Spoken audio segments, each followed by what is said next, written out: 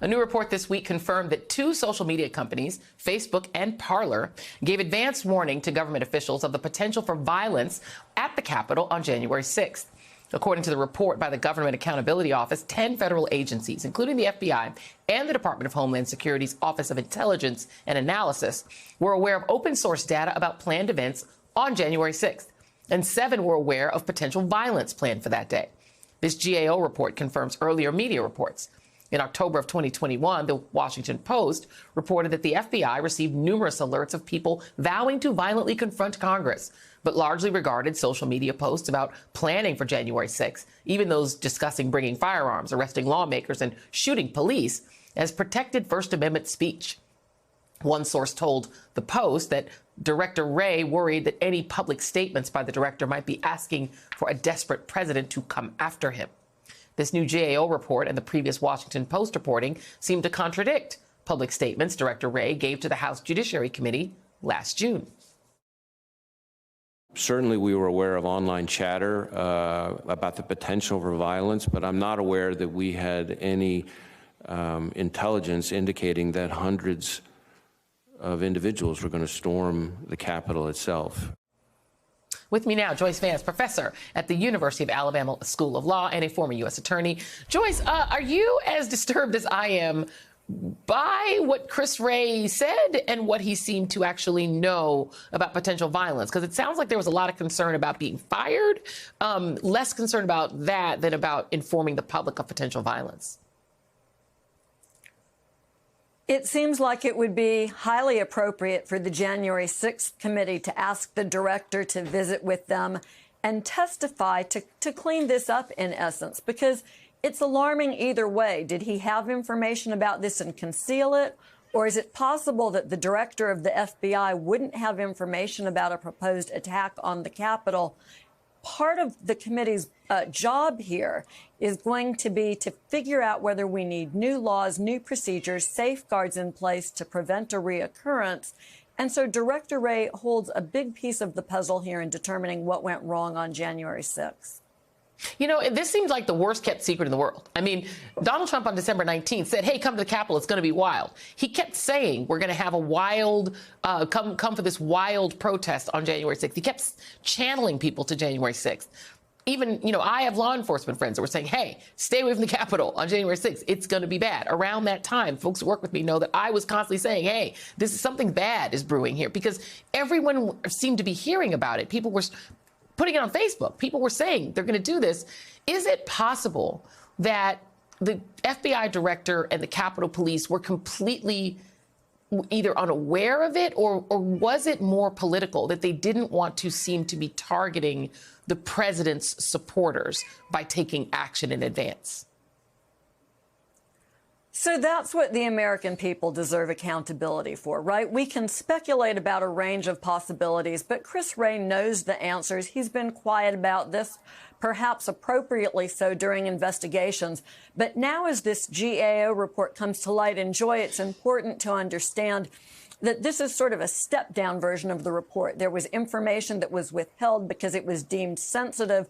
So this report speaks perhaps in more general terms than the information that's actually in possession of the GAO about both the law enforcement and the intelligence agencies that had knowledge in advance of January 6th that there was this potential for violence.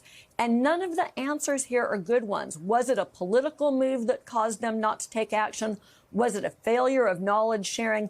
None of these are good looks. Whatever the answer is, the committee needs to get to the bottom of it. Steps need to be taken to make sure that there's no repeat of this in future elections. Yeah, because I kind of feel like it's pretty clear that if they had known there was going to be a big Black Lives Matter rally on the mall on January 6th, they would have been super prepared. They would have had the National Guard out there. They would have been ready. Let's talk about the Oath Keepers, one of the violent extremist groups that was involved in the January 6th insurrection. There's a guy named William Todd Wilson, and he is a member of the Oath Keepers. He pleaded guilty on Wednesday to seditious conspiracy and obstruction of an official proceeding, and he is talking. And he has said that he joined the Oath Keepers founder, Stuart Rhodes, in a hotel not far from the Capitol shortly after the attack, and he listened as Rhodes made a phone call to an unnamed Trump intermediary. Here's NBC News' reporting. He heard Rhodes repeatedly implore the individual to tell President Trump to call upon groups like the Oath Keepers to forcibly oppose a transfer of power. Wilson and prosecutors said the person on the line denied Rhodes' request to speak directly with the president. What do you think this indicates? Because Stewart Rhodes and these other Oath Keepers, they definitely seem in their own minds to have a plan to use violence to keep Trump in office. What does this say about whether Trump knew?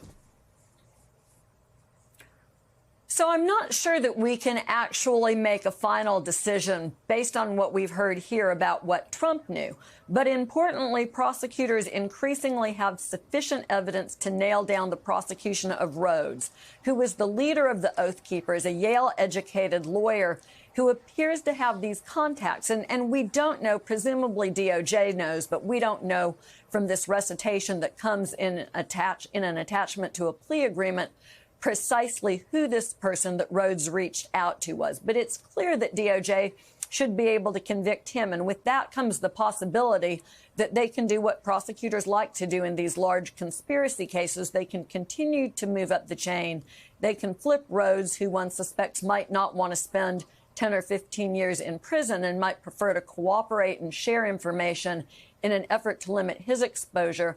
And you move closer and closer to the people who can actually tell you what was going on in the former president's mind. And that's the key. That's where prosecutors need to end up, because part of this exercise is about learning the truth. Yes, people who were most responsible for the insurrection absolutely must be prosecuted, but we also need to know the truth about what happened here.